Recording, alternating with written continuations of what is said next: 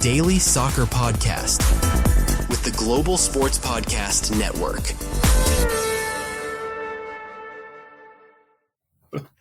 Hello everyone and welcome to the Daily Arsenal Podcast, where this is your one-stop shop as we bring you all the latest Arsenal news and views. Brought to you on GSPN Podcast Network. I am your host, Jamie Patterson, back fresh from his travels in Scotland. And of course, I'm joined by the one and only Mr. Kai Havertz hater and Mr. Funny Guy overall, because the reason why I was trying to hold my laughter in was because JD was just there dancing to the intro at the start. JD, how have you been? It's been a week. I can't believe it's actually been a week since we've last recorded. That's insane, but we won't really dwell on that. But yeah. Yeah. Let's not get it out there. You know, we need listeners, guys. So come, keep continuing listening. We promise we'll do more pods. We promise. Yes, absolutely. How are you though? Yeah, I'm not too bad. I can't complain much. How's your trip? I saw you became a Celtic really fan. Good, to be fair. Can't believe, and we've got to give a big shout out to my boy Kieran Tierney, scoring as well. Oh, really? Yeah, scored at Celtic Park. You love to see it.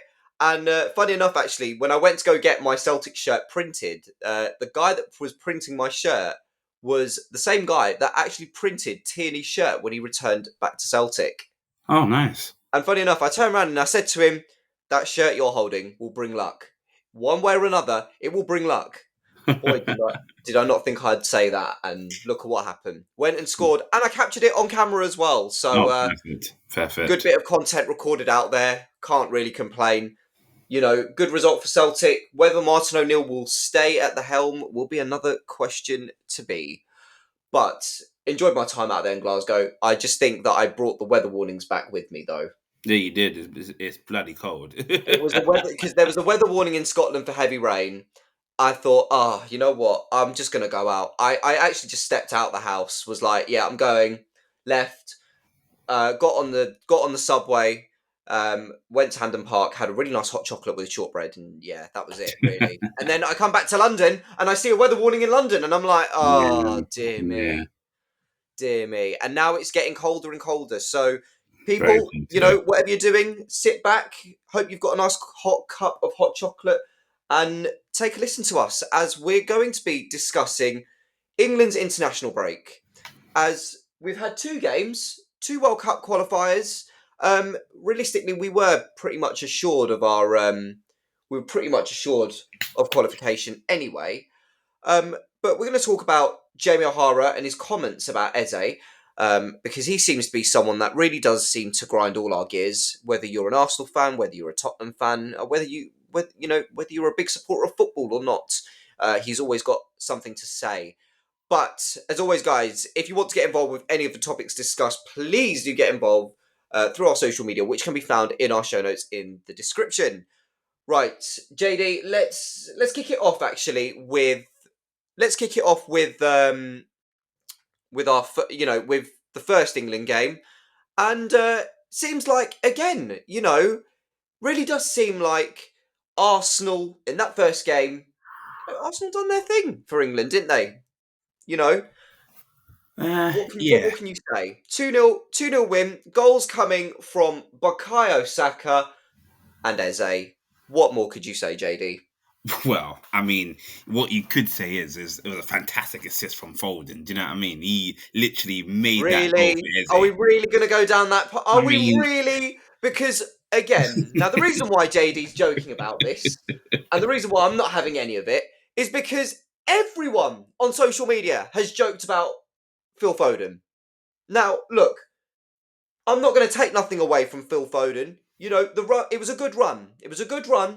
And I actually thought, I didn't see Eze on the left. I thought, Saka's there. Go, give it to Saka. Listen, he done that. You know, he did the opposite of what I told him to do and found Eze. Great finish, by the way. I mean, I'm sorry, but the finish from Eze is so overshadowed, isn't it? Really heavily overshadowed. Yeah, I mean, England always has that. They always have this one player that everyone just seems to love, and it grinds my gears because Foden, I never thought he was good enough. Do you know what I mean? I think he's a decent player at best, but this guy, when they say he's world class, or I think Michael Richards said, yeah, you've got to find a place for him. You've got to find a place for him. Like, he's just not good enough to get in. Do you know what I mean? Like, I'll take Bellingham all day over Foden in that 10 position. Do you know what I mean? Bellingham can't Mm. even get a sniff. So, I mean, I don't know. It kind of took away Eze's goal. Even when they asked him about the assist, it's just like, it was an amazing finish. I mean, even his run, I'm not gonna lie to you, I didn't see anything amazing about it. It was okay I thought the run. run was all right. I mean, the fact that I kind of just wanted to express that he just exploited space and that was it. I think it was a standard pass. I don't think you were going to count that as an assist. I mean, Mm, Eze still had a lot of work to do. Do you know what I mean? Not like he exactly, whipped and it I in the think box or something.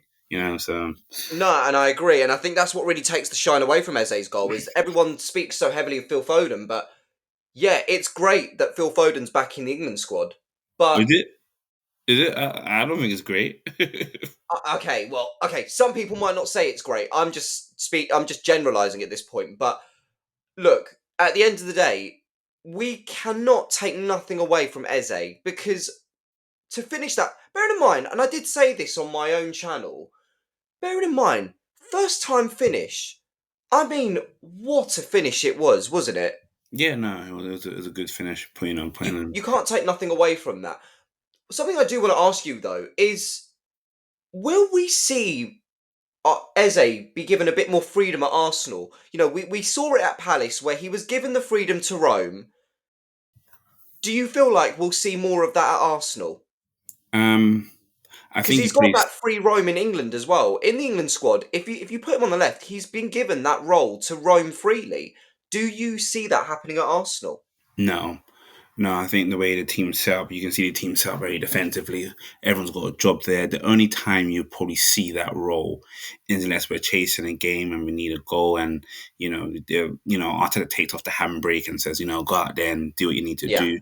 But other than that, I think where you see Eddie, what he's doing now, that's probably what we're gonna do. As in Arsenal, I mean, you have to face it. We are a defensive team now, yeah, we and are. Yeah. we've not been that for a few years now. So I Mm. don't.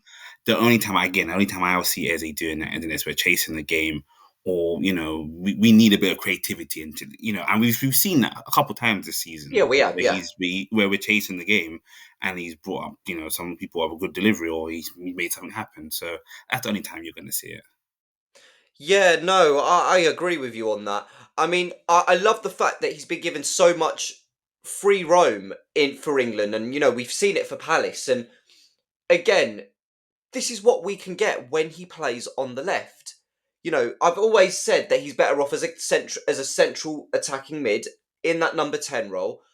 But if you can give him the free roam of the left to slightly the middle-ish, I mean, it's possible. But when this Arsenal team, I get it. There is, Arteta wants everyone to be playing every position and so on. But at the end of the day, with Eze, I just think you can't take nothing away from that goal. But for me, I just think great finish, but I don't think we'll see that for Arsenal, will we? I mean, we'll see glimpses of it. I think. But it's not. But we won't see it consistently. We'll I don't either think see he's that either sort of player. Eze, yeah, I don't think I know a lot of Arsenal fans are quite excited of Eze and they sing high of him, but I don't think this guy's gonna be getting you 15, 20 goals a season. I don't see it. I think he'll chip in and he'll do. He's on his day, he's a talented guy. He's a squad player, and that's what mm, we need. He's a squad guy. Our team, we haven't got individuals, we've got a squad, and that's yeah, what's kind of keeping us together, still fighting for this title. I think if this was this time last year, if we had the injuries that we had last year, this year now, we will probably be out the title race. I think that Newcastle game we don't win. mm, I think there's a couple of games where we don't win. We don't get the points out there.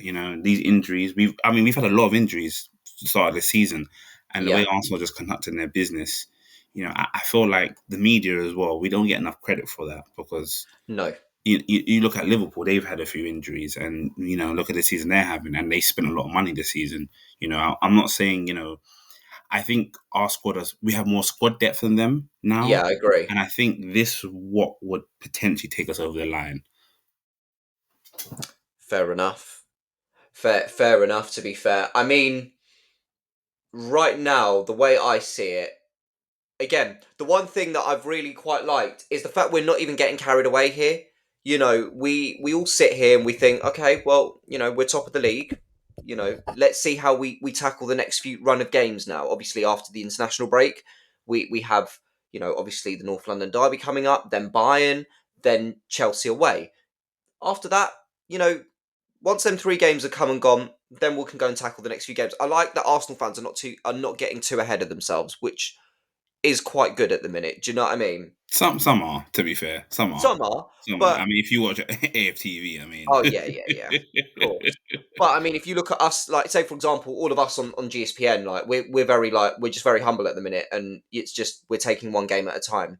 I think me and you said at the start of the I mean, it was quite split at the start of the season because we said that Liverpool were going to win the title and that Arsenal were going to finish second, and I believe Craig and Rodney said that Arsenal would go on to win the title, if I'm right in They saying. did. I want to quote myself again. I said Liverpool can only win the title If if they they had get Mark another Gahey. centre back and they get Mark Gahey. I think if You say they're that. a complete team, Yep. that and they need a defensive mid. They're crying out for defensive mid. Yeah, they They are. actually need Zubimendi. They actually need Zubimendi. I think yeah. I mean, you gotta love the business that Arsenal's done. I mean, you gotta love it. Yeah. You really really gotta love it.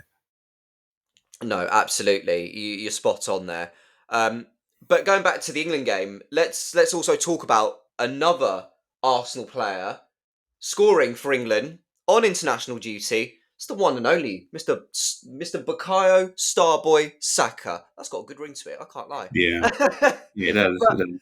I mean, again, his goal, something else, wasn't it? Um, Pretty yeah, pretty it was a good straightforward, but finish. Yeah, it was a good finish. I like the fact that he just hit it first time and found the bottom corner. He made it look a lot more simpler than it is because I've seen players miss those easily. yeah, So that was a good finish. This season, since he's come up from injury, I've got to admit the last couple of games he has looked a bit sluggish. Like he's still finding his yeah, feet a little bit. I can agree with you on that. Yeah.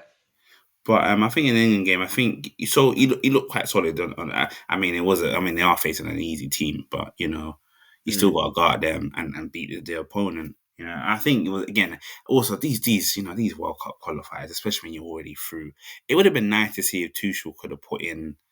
I don't know, just change the team up a little bit. You're already through.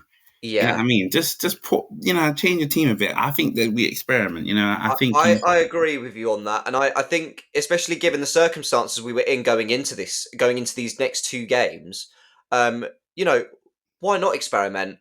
Give players, give the likes of, say your Dean Henderson's a run out. Who else probably hasn't maybe Anderson, Adam Wharton, um, Morgan Rogers, even. Give yeah them kind of players a run out because for certain players, it might be their first game in an England shirt, and they really want to make an impact. Do you know what I mean? yeah. And I think we saw that more so in the second game, but I'll speak a bit more about that second game in a minute. But I think before that game at Wembley, I think it would have been brilliant if you would revamp the squad up completely. I'm not saying make 11 changes, but mix the experience with those that are looking for the experience. We have nothing to lose. We would have had a strong bench anyway. I don't see why that wouldn't have been a problem. Yeah, I don't know if you remember. I'm thinking donkey years now. Go on, Steve McCarran's last game. go on. Steve McCarran's last game. For some reason, he put in Scott Carson. That was his first. He needed to win that Mm, game. He needed to yeah. win that game. And he just, I don't know, he experimented with that team way too much on my Way too liking. much. Yeah, I And agree. Scott Carson on his debut, I mean, that is like I don't know That's what he was pressure. thinking. That's not even. I don't even. That's pressure's an understatement. I That think is in you. games like that where you need to get points, you've got to go strong. You've got to go full strong, all out attack kind of mode. Do you know what I mean? Yeah, I mean, to tell you the truth, to be fair, he's doing all right at Jamaica. He's doing all right at Jamaica. I mean, Is he? I mean, they've got. I think they have.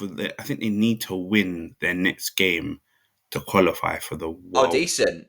I don't know if they won. I can't remember what fixture it was, but I Yeah. know it's kind of in their own hands. They need to win, and they've not been in Listen, a position like that for many, many years. So I'm he's pretty doing all sure. right Listen, I'm pretty sure. Yeah, he's got the Jamaican players have got him on the culture, man. there. They've got him on that culture. I'm telling you. uh, Next minute, you'll probably see him come out. You probably see him step out. He won't be stepping out in no suit. He'd be probably stepping out in all the gear and still have no idea of what he's doing. Probably. I mean, he's. I don't want to talk about Steve McCann the whole day, but No, his I get career is you. a I get very you. odd one because he did win the league with Wolfsburg. You know what I He mean? did. I Mm. mean, and that's like he's facing a decent buying team then. You Yeah. know, I don't know. He's a strange one, isn't he? Yeah, I get you. Yeah, yeah. I mean, it's still. I still can't get my head up. I still can't get my head around the fact that he's the manager. Like he manages Jamaica, and yet, do you know what? Surprisingly, they're actually doing pretty decent, as you said. So, Yeah. I wish him all the best with Jamaica, and fingers crossed. He continues to do well with them. But we're going to take a quick break in the meantime, and when we come back after the break, we're going to look at England's second game as they went away to Albania, and we'll talk about squad rotation. We'll speak about the game in depth, and we'll give our ideas on the game. So join us after this quick break. Your body is unique, and Global Sports Podcast Network has partnered with Bionique, the world's most personalised supplements. Bionique provide 100% tailor-made supplements designed to deliver precisely what your body needs at exactly the right levels to optimize your health. No guessing. So click the link in the show notes. Use the code GSPN2025 for 40% off your first month's subscription. Bionique. Don't settle for off-the-shelf solutions made for just anybody.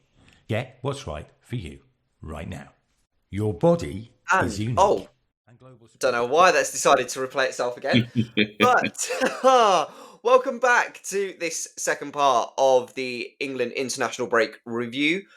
Joined by myself, Jamie Patterson. I've got JD with me. Now, JD, let's talk about the second game as we went away to Albania. And again, I want to kind of go back to your point about squad rotation. And again, we've touched on it a fair bit. But rotation it was seen in that last game. What did you make of the game in general as we won 2-0 against Albania? I've got to be very, very honest with you. Go I on. didn't watch any of it. I didn't watch any of the second game. Again, he's international. I know it's a World Cup qualifier, but Yeah. it's pretty boring to me. Do you know what I mean? I'm sure Kane scored. Did he score the first goal? Mistaken? Yeah, Kane actually bagged both, actually. He Oh, got the back both. first Oh, goal cool. in the 74th minute, and he bagged again 8 minutes before time. And that's his 78th goal for England, if I'm correct. Believe so, yes. Yeah. And I think he's got, what, 200 odd? No, 100 and something odd appearances. I can't remember. Yeah, yeah. I think it's 120 something, I think I saw. Roughly so, yes. I mean, it's good night for him. Good night for him, But I don't know. I think with England under Tuchel, well, I mean, Do you see? All right, here's a good question for you. Do you see a shift in momentum from Tuchel compared to Southgate? Now, I get it, right? There is obviously, I know that obviously Tuchel hasn't had much time with this England squad. I think he's only had, if we include this break, he's had 2 international breaks, 3, if I'm right. Probably 3. Yeah, I think he's had 3 international breaks. Obviously, with Southgate, it's a bit more of a different story. But do you see a small shift in momentum? Do you see something a little bit different in this England squad? I see it different. Yes, you can see they do play with a bit more freedom, but I think England. I think they've had their time now. I think the time's passed. I think the last couple of years, Gareth Southgate should have won something with that England team, especially I with agree. the team, the group, the way he went through. I think there was the World Cup. Was it 2020? Was it Italy? Oh no, that was Euros. That was the Euros. The one where it was in Russia. I think it was 2018. If I'm Oh, mistaken. Croatia. Yeah, that We was went out to Croatia. yeah, he had the easiest run through that team. Didn't he Hmm. have like someone they had to face? Was it Colombia? And they just got It was through Colombia. the It was league Colombia. It was Colombia in. I think it was Colombia in the round of 16, I believe. in around a 16. I think it was It was Sweden Sweden in the or was it in the Switzerland? quarters. Sweden or Switzerland? I can't remember now. Sweden, Sweden, and Sweden, then Sweden quarters, and then Croatia it was Croatia semis. semis. Yeah, and he should have gone through. I mean, the Euros definitely should have won the Euros. You should Oh, the one that was in Wembley. I hmm, mean, that Italy against team Italy. was poor. They're terrible. There was a terrible team. Um, Yeah, the Spain one, I might forgive him for that one. You know, Spain. Spain. It was a big ask. It is a very big ask coming up against Spain, especially that Spain team at the time as well. They're a very good side. They are, but at the same time, I think England have more than enough firepower and defensively to challenge anybody. And Yes. I think what we saw with Gareth Southgate, I think you could see that his inexperience as a manager. He didn't know how to change games, and that's where I think in the World Cup when we lost to France, I know Harry Kane missed a penalty. Yeah. In that game, I didn't help, but at the same way, he was just beaten up tactically. Beaten up tactically. When Giroud scored that goal, I literally was saying, "Look, he didn't back. I said, you got to mark him. He's free. He made I it running. He know. made it free." With Tuchel, I mean, it didn't really go well for him at the beginning. It was a bit. No, It was a bit weird. it was a very difficult start for life under Thomas Tuchel. Didn't go plain sailing as everyone thought it would be. So yeah, I mean, it wasn't the most ideal start. But as international breaks have gone on now, we have started to see a bit of a difference now to Thomas Tuchel, haven't we? I think he's still figuring out his team. I still don't think he knows who is his first 11 is, and is it worrying? I mean, he has had them. This is his third international break now. Yes. Bearing in mind the first international break, he's new and he did have a few injuries as well. I know Yeah. Saka was injured, so Madueke was playing there, and now Madueke was injured. Now Saka's playing there. I think there was a bit of debate as well. They were saying that I remember when Saka was injured, they were saying that Madueke might take Saka's place.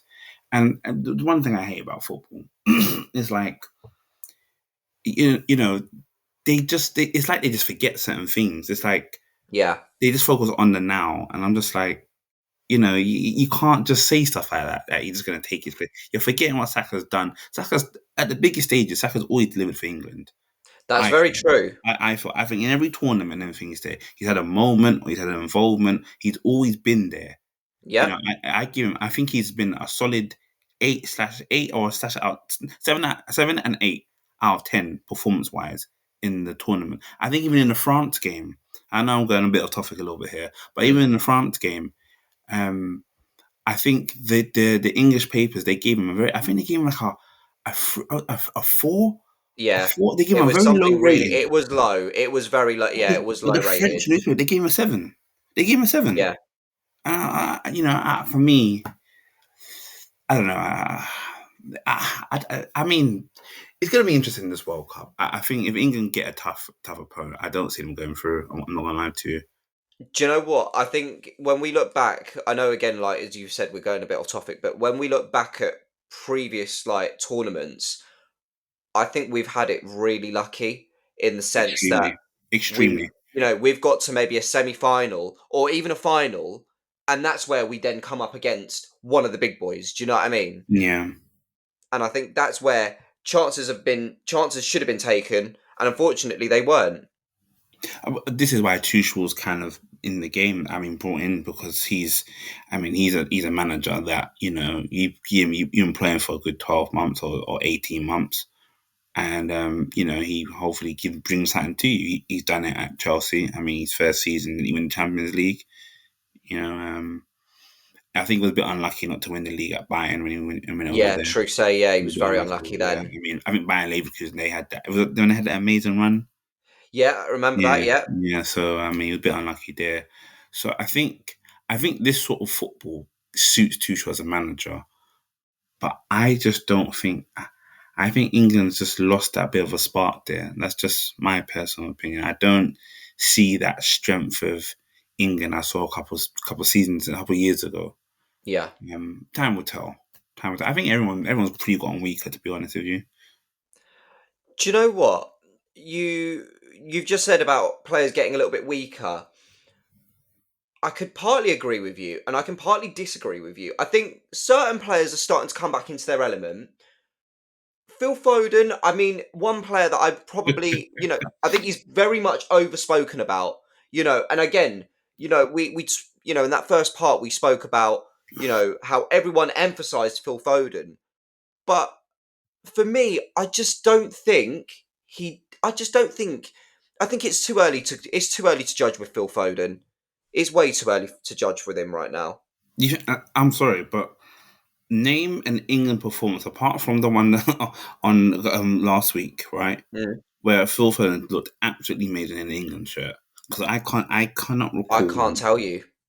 Well, there you go. That kind of shows for me. Whatever system, look, he just doesn't. I just don't think he's good enough, and that's just my personal opinion. He's in a unbelievable team at Manchester City, Yeah. right? Unbelievable, and I think Foden is a decent player. I don't think he's terrible. I think he's decent, but saying that he's world class on that sort of stuff, come off it. I don't want to hear that. He's not world class. He's not world class. No. Mm. Not at all. No, I don't. Look, there was a point where maybe a couple seasons ago I thought, you know what, he might have potential to be world class, but unfortunately, as the season's kind of gone on a little bit, I've just not seen that, and that's why I've never really called Phil Foden world class in my opinion. Look, I don't think Saka's world class. If you're gonna, I don't think. I'll be honest. I've never really. I don't think any of us have called Saka world class. Whereas obviously the media could see him as potential world class. Do you know what I mean? The thing is, I think Saka's a very good player. He's Yes. a very solid player too.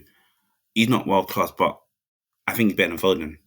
So how does Foden become world class? Do you know what? Again, I remember a couple of seasons ago, we had this discussion of, oh well, who is better out of Saka and Foden? And again, answer the question. Last season it was, oh, who was better, Saka or what's his name? Sancho? No, not Sancho. Palmer. It was Saka or Palmer. Yeah. And again, it seemed to answer the question. But yeah, for me, I think for me right now, Saka's good and he's up there, but I don't see him as world class just yet. No, I think world class gets made too loosely these days. Yeah. I mean, world class. Well, the two players that have been world class, hands down, is Messi and Ronaldo. Yeah, of course. You can have then you've got going back, Donkey's years now. You've got R9 and you've got TT. You've got Henry. Of course. You got Shearer as well. I would put Shearer in that bracket. Yeah. Good old fashioned number 9. You know what I mean? Yeah. And then the rest of them, I would probably say, and obviously Ronaldinho as well. Ronaldinho, yeah, I was just about to say his name actually. Yeah. And then obviously we don't want to go with Maradona and Pele. We could discuss all those because we'd be here all night at that point. Decent players, you're really good players. Where your Nedved. I was a big fan of Nedved, even though he should have won the Ballon d'Or that year. But I was a big fan of Nedved. You got Trezeguet, and now Anelka could have been world class, but his mentals just weren't there. You know what I mean? Yeah, nah. But I know we've just gone off a little bit off topic there. Sorry guys. But I also wanted to talk about the squad rotation because from last night's game, we had Dean Henderson, Jarrell Kwanzaa, Dan Burn, Nico O'Reilly, Adam Wharton, and Bowen. Those were the 6 changes made from last night from the squad. And for me, do you reckon out of them players, players maybe the 6 players I've named, do you reckon maybe they could maybe try and give Thomas Tuchel a bit of thought, a little thought to think, well, actually, maybe I could consider this player for the World Cup, or maybe they could potentially start, or maybe not potentially start, but maybe be selected for the World Cup. Maybe Wharton. He's a decent player, a decent lad. I think he had a slightly shaky start. There was one pass There was one pass to me at the very start where I was a bit like, okay, it's your first touch. I get it. Everyone's going to go through that phase. But as he got on in the game, I thought he actually played quite decent, to be fair. Yeah, I think he's a decent player. I don't think he will play if he does get selected, but he will one of those guys that just be on the bench. Kind of like Yeah. what Ben White was a couple of seasons ago before Yeah. we signed him. Didn't play any time in the Euros, but he made the squad. Maybe Bowen. It really depends on what type of season he has at West Ham. Obviously, they're not really having the best season right now. I disagree. And I think it's down to West Ham's season, and I really do feel for Bowen, because we've seen, his performances in a West Ham shirt have been really good, to be fair, in previous seasons. But when you are battling for relegation, and especially given the circumstances of West Ham are in, it's not easy. But if Bowen can have a good season, I could see him being taken to the World Cup. Yes. I think West Ham. I think they'll get out this rut because since Nuno Santos has been there, Yeah. they played all right actually. They've Mm, been unlucky in a couple of games. So they I are. think they'll slowly start making things work. Um, yeah, I think it'll be interesting to see what they do in the January. Because I think they need Definitely. reinforcements in at West Ham.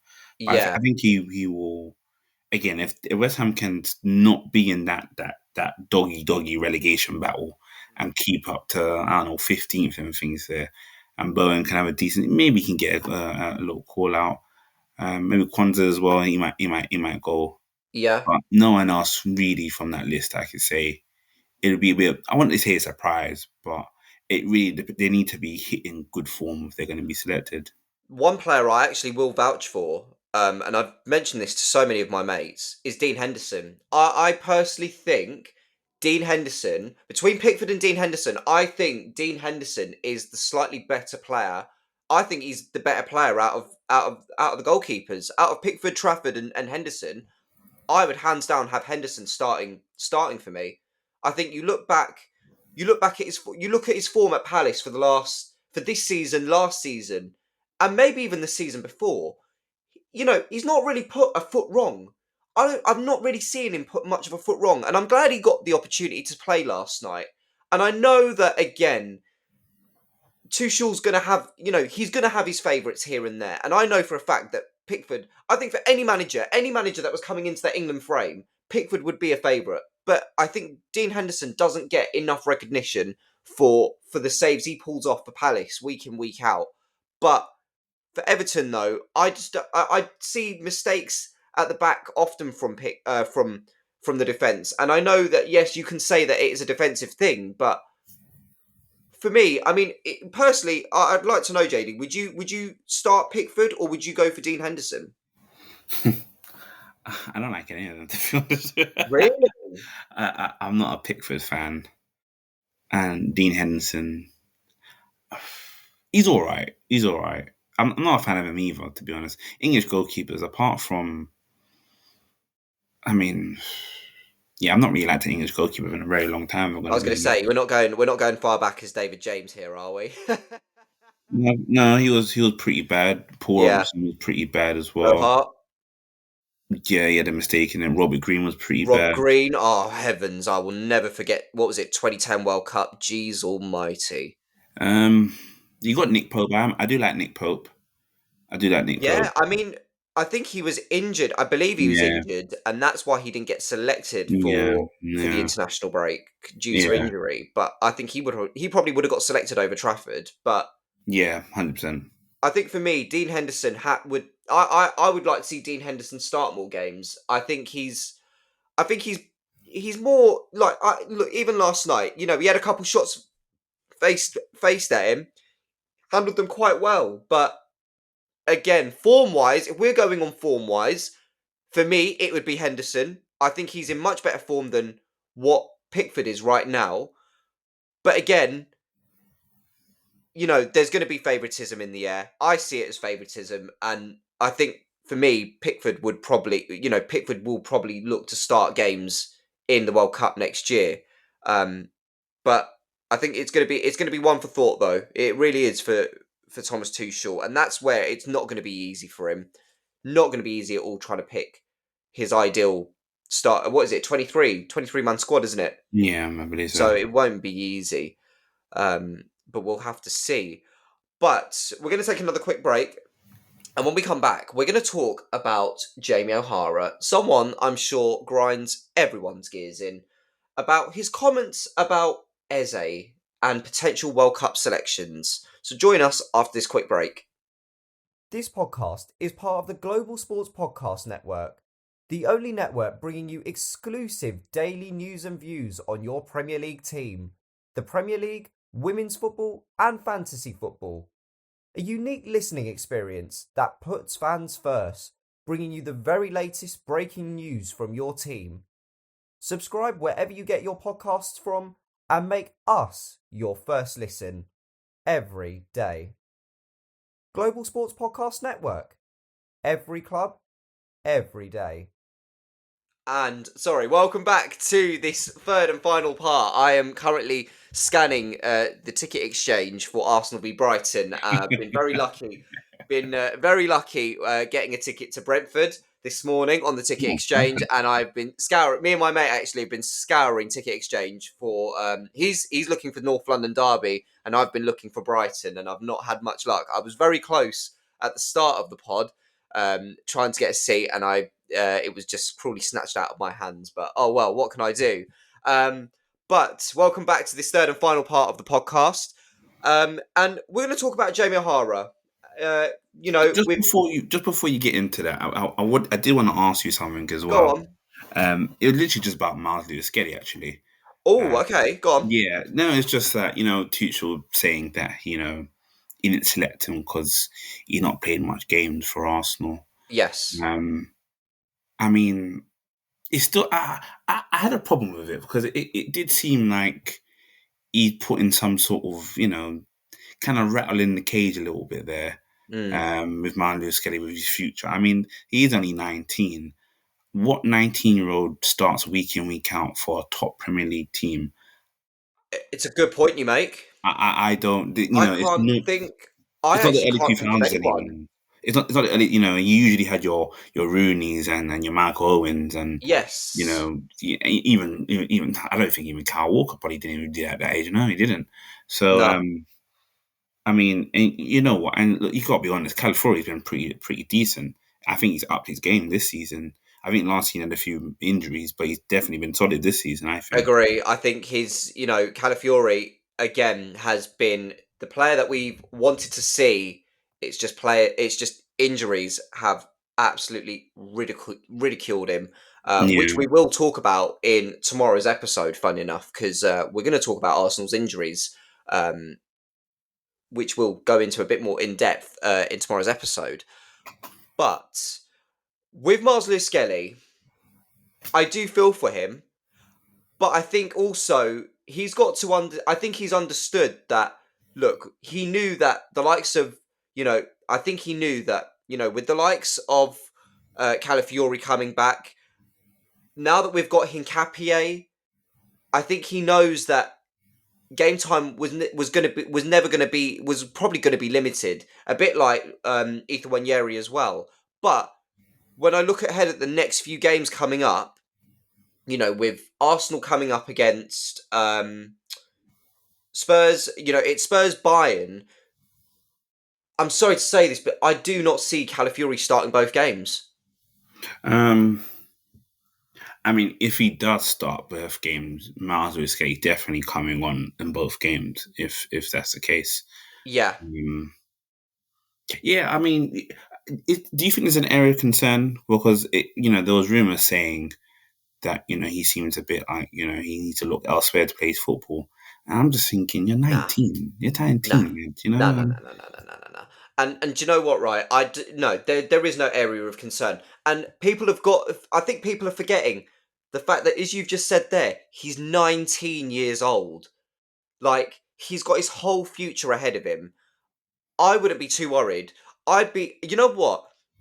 I'd be more surprised if he got selected to go to the World Cup.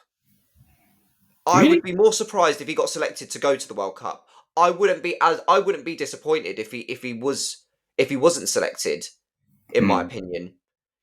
He's still young, and And again, as Rodney's mentioned it before on a previous pod, games are going to come in thick and fast, and squad rotation is going to be key at this point. And I'm not too concerned about it. I'm really not too concerned at all. I mean, he has made 30 appearances for Arsenal already, Yeah. And let's just say he's had, 1 year of solid football, really. I mean, last year he didn't even start playing until, I think, till now, really. This time last season, he was a person that would come on in glimpses, but he didn't really make a name for himself till like kind of halfway through the season. I feel. Yeah, I think I think the Man City game was where he really made a name for himself then, because obviously with Yeah, the first game at the Etihad, yeah, with the whole Haaland thing, and then Yeah. like, oh, who the heck are you, and and then Miles Kelly was like, okay, well, I'm going to show you who I am. Does what he needed to do, and the rest is history. But Yeah. again, I wouldn't. I'm sure he's happy at Arsenal. I don't think he'd be looking ahead too much at the World Cup, but he's still young. I think I disagree a little bit. I think he definitely backs himself to be in that team, and I think if he's not in that team, I think he'd be disappointed because if I was that person, if I was him, I'd feel some sort of way if I wasn't going to the World Cup, So I think, I mean, it's all down to really him, really, if he can, be consistent, plays football. He hasn't got a Yeah, mistake in him, and I think we that's had due. seen that. Yeah. I think that's true only because he's still a young lad, and this is why I don't want to play him in that defensive mid because I think he'll be exposed there. I really think he'll be exposed. So I'd maybe experiment with I'd experiment. I mean, I was more so surprised against Atleti that he was given the free roam to go and run. But games like Bayern Munich, games like Tottenham, Chelsea, I wouldn't risk it. If we are going to play Miles Kelly, just play him in the left back role. Games like Burnley, maybe even in the Brighton, maybe even in the Palace game, in the Carabao Cup, maybe you could experiment it, but I wouldn't I be too disagree with heavy that on the too. experiment. I disagree. I think Really, yeah, the Burnley game we definitely can't play him in defensive mid there because one thing Mendy is really good at, he can find a pass. he can. Yeah, that's very true. And those teams are so stubborn. They sit back. Even that Burnley game when we beat them 2-0, I thought Burnley played really well in that game. I I think get you. Yeah, defensively, they I think they were got pretty unlucky. good, to be fair. Yeah, they got unlucky with the set piece goal, and then the second goal with Rice. But I honestly don't think they put a foot wrong. I think Scott Barkley, I think he didn't. You can see they're very well coached side. So I wouldn't. Again, for me, you need your defensive mid. Your defensive mid nowadays needs to be good at tackling, Mm, good on the ball, always making the right decisions. And we've seen him get caught out. The reason why we don't see him get caught out so much and it punishes us is because he's got a back three behind him. So he's free to have that roam there. yeah. But when you're Mendy or your Partey, you ain't got none behind you. There's no one helping you out that you need to be served with the ball. But he's still young. Give him time. He's still young. Yeah, I think again, you still give him. I still think you give him time, regardless. I'm not. Again, I still stand on what I say about. I get there'll be one small focus on the World Cup for Miles Lewis Skelly, but I wouldn't be too concerned. I probably wouldn't be too concerned. I Fair, probably wouldn't be too fair enough. concerned. But we'll have to see what happens. We'll have to see. Just quickly before we finish up, I did some content around this, and I'm going to look up for it again, It is about which Jimmy is O'Hara. Jamie O'Hara. Yeah, Yeah. talking about Eze not going to the World Cup. He doesn't see Eze going to the World Cup. I mean, what are your thoughts on that, JD? Before I answer about your question, did you know he was 5'1"? Because I didn't know this. Wait, hold on, what? Apparently he's 5'1", and I am looking at Wikipedia, and Wikipedia could be wrong. I kind of wish you didn't say you was looking at Wikipedia, but yeah. If you're listening, are you surprised? I don't know if I'm surprised. No, I'm not really too fat. I don't really think I'm too surprised by it. 5'1", yeah, wouldn't surprise me. Jamie O'Hara, he chats nonsense, doesn't he? He actually, do you know what? The fact that do you know what? There was one thing he said in the video, right? and there was two things that kind of made me think, whoa, hold on a minute.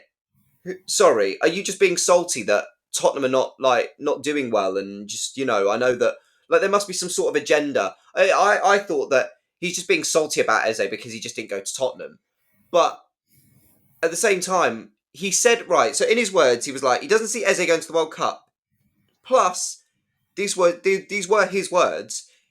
He has not been performing well at Arsenal. Sorry. Sorry, are we singing off the same hymn sheet here? What? You know what, right? I'm not gonna agree with him. First of all, he's not 5'1", he's 5'11". I swear it wrong. So if you listen, Jamie O'Hara, I'm sorry. I'm literally, I was having covering my phone. I only just saw one of the ones. I kind of get what he means a little bit. I wouldn't say Eze's not been playing well. That's not what it is. I think Eze's not that sort of player that a lot of Arsenal fans thought he was going to be. I never thought he would be. Like I mentioned earlier in the pod, he's going to be a squad guy for us. Yeah. I think he's done a decent job since Odegaard's been out. Yeah. I think you can kind of see that we are missing Odegaard a little bit. He brings a lot more quality to the team. But yeah, I think his words are a bit harsh. I get what he means, but I wouldn't say he's not been playing well. Again, it's a different system, and you can see Arsenal defensively, he's doing great. And I think it's like we mentioned earlier in the pod. Yeah. He hasn't got that license to go out there and do what you want. Do you know what I mean? That's just not how we play these days. Yeah. So I don't think you can't really say he's not been playing well, but I get why Jamie O'Hara would say that. But anyway, who really cares about Jamie O'Hara's opinions? You know what I mean? I know, exactly that. Yeah, exactly. I mean, they're not really that necessary, and they're not really that important. Look, at the end of the day, I think Eze's doing a pretty good job at Arsenal. I get it. He's not been given the will to go and, free roam like he did at Palace and like he's doing for England, but still doing a good enough job. Score, he has bagged a goal. Let's not take that away. But he seems to be fitting himself well at Arsenal, and he seems to be settling in well at Arsenal as well. Do I see him going to the World Cup? I see him going to the World Cup. I don't see why he wouldn't go into the. I mean, let's just see. Things with Jamie O'Hara, what he's saying doesn't even make sense, because if he's not playing well, why is he in the England squad? Yeah, and he's been in the England squad. He's every time Tuchel's made his squad, he's picked him. yeah. So I don't think unless he gets injured or something, or he has a dramatic dip in form, I don't see why. Or someone does amazing. I don't see why Tuchel wouldn't bring him. I don't get it. Yeah. It's pretty. I don't know what he's talking about. I honestly don't. It's one of the ones where I'm not even annoyed by it, because it's Jamie O'Hara. He always says stupid things. I know. But the one thing that I did kind of sit there and think to myself is also, which I mentioned in my video, is the fact that we still have another international break coming up. He could perform really well in the next 2 games. And what are you going to say to that then? Do you know what I mean?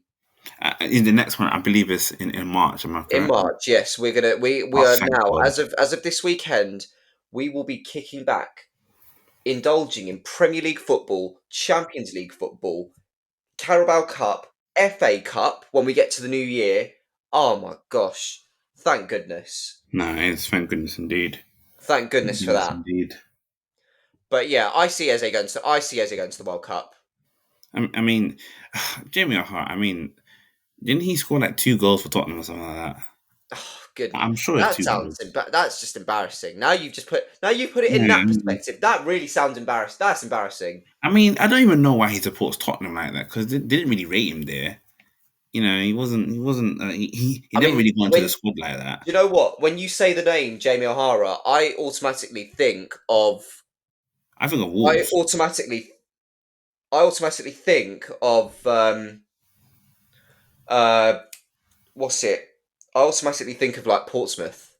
I think of Wolves. Oh, Wolves! Oh, Yeah. heaven! Jeez Almighty! Yeah. When he had that, he had a decent couple of seasons with Wolves. I think it was maybe one good season he had with them. I think he scored one good free kick with them. But No, he just he just chats a lot, and let's not talk about his managerial career at Billy Ricky. They're not really. Come on, he just chats a lot of nonsense, The better man. said, the better, yeah, the less said, the better. He just chats a lot of honestly, like, and I know he's a Tottenham guy and things like, but this guy is like super Tottenham, and I'm just like, Yeah, I've realised that. come on, man, they need to be. Listen, I know. Listen, you got Jamie Carragher and you got Gary Neville and you got Roy Keane. They love their teams, Yeah, but actually no, Roy Keane he's Superman United as well. he is. Actually, Yeah, he never really gives Arsenal any credit. praise. Nah. The worst one actually was Graham Souness. He never used to give Arsenal any praise. Graham Souness. Nah, he never did. He actually never He never did. Nah, did. like honestly, even back then, I was like, yeah. How rare was it that you would hear something come out of him? Rare. Mm, yeah. I never forget what he said about Danny Welbeck. I'll never forget about it. What did he say about Danny Welbeck? Because I think I roughly remember, He but basically said Danny Welbeck is athletically good and should be amazing, but he's not. And he's not good enough. He's not good enough. And he said the same about Aaron Ramsey. It's when Ramsey, Ramsey had it just before he had that crazy season, and yeah. then he started popping goals, and he kind of showed why we bought him. After the leg break, he took a couple of while and things there. Yeah, I remember Graham Sweeney was saying it. He just saying that he's a beast. He works hard about Danny Welbeck, but he's not good enough. Yeah. See, yeah. I've like you. We've always come to realise that the media just always have something against Arsenal, don't they? I mean, I don't want to be one of those Arsenal fans, but it's hard to say they don't.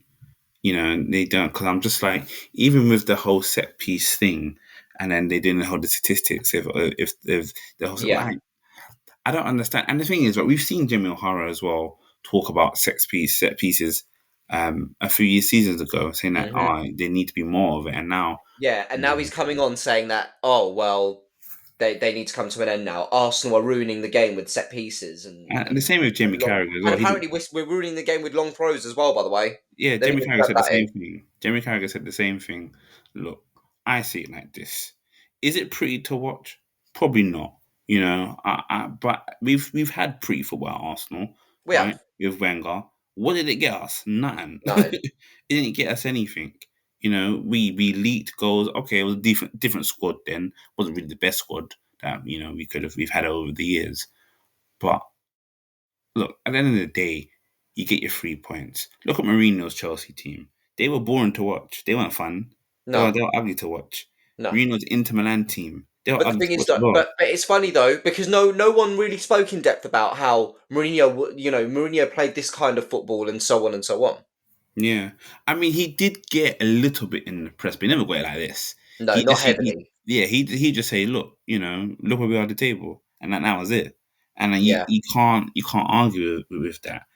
The only thing is, I think Arteta will get some stick if they don't win something big this season and they play like this. agree. I think he will get some stick. I don't think he deserves it. No, Only being is because he took on a very tough job. And I know Arsenal spent a lot of money, but especially at the time that Arteta took over as well. yeah, I mean, if you look at that team when he first came in charge and where we are today, that team doesn't even lace anyone's boots really when you think about it.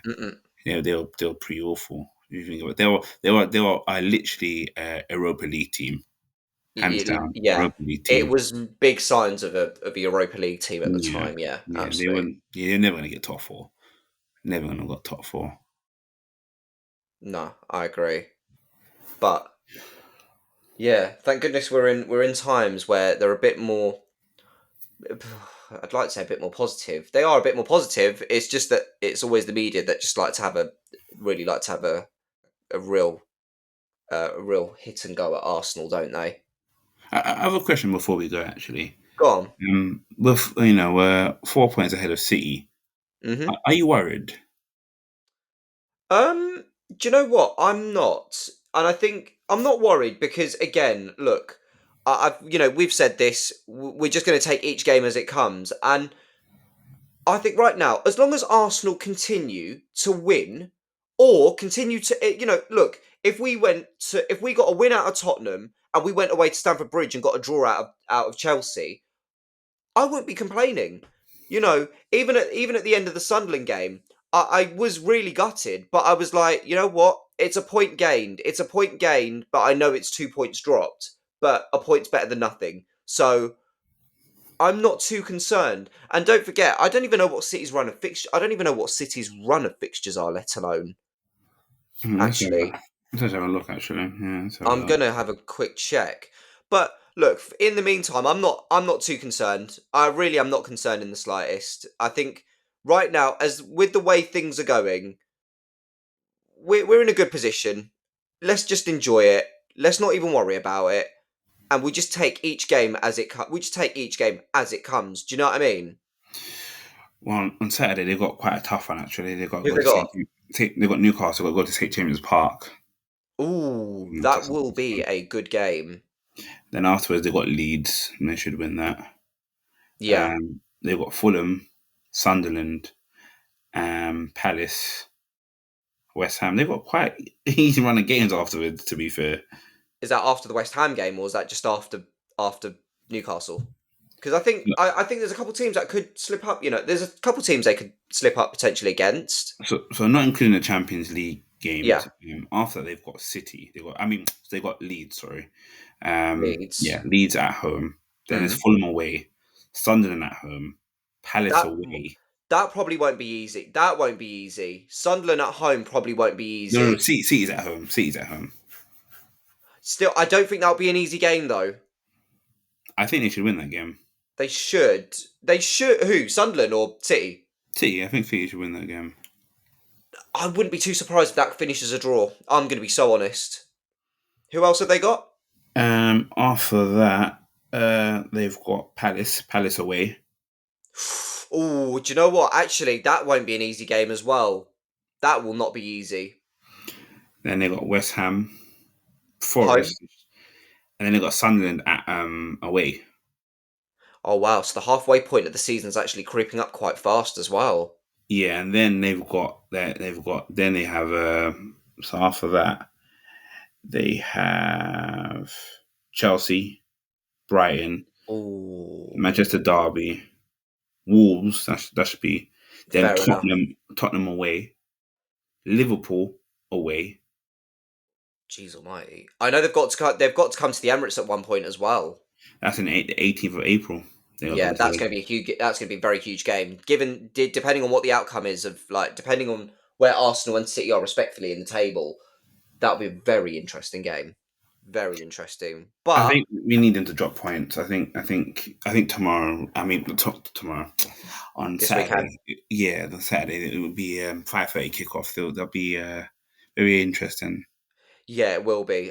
I can see. Do you know what I think is going to be really interesting for both Arsenal and City, and even for other clubs in the top five, is it will be really interesting to see how from now till New Year, from now till New Year's, it will be really interesting to see how clubs will perform because we're going to have midweek games coming up soon for the Prem. Yeah. And the fixture congestion is going to be so crazy. I mean, the fact that Mm. both Arsenal and Palace have had to move their games forward, I think, or back. I can't remember. I think they've had to move their games forward. I think Palace are meant to be playing Leeds. That got moved. That got moved back or moved forward. Arsenal were meant to be playing Everton, which got moved.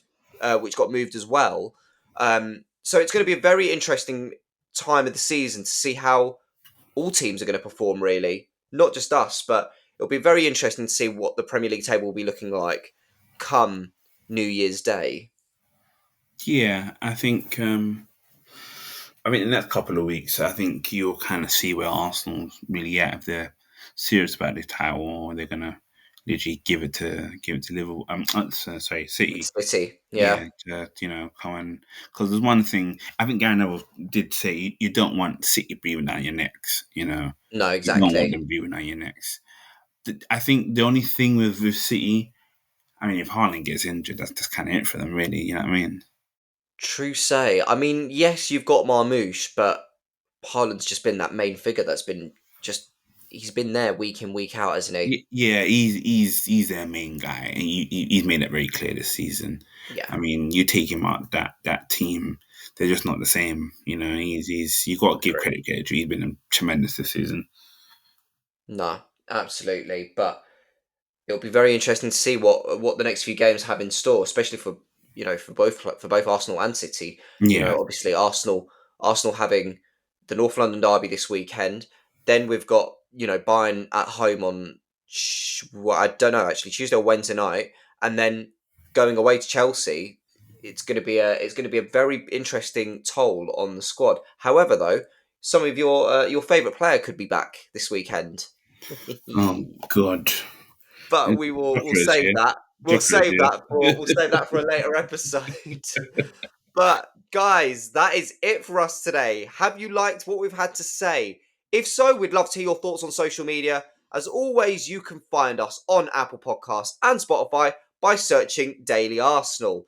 You've been listening to the GSPN Arsenal podcast, part of the Global Sports Podcast Network, the only place to find daily podcasts for your favourite teams, a daily wrap-up, and every week, the road to World Cup 26. I've been your host, Jamie Patterson. He's been the amazing JD Joshua Duncan. Have a great day all, and take care.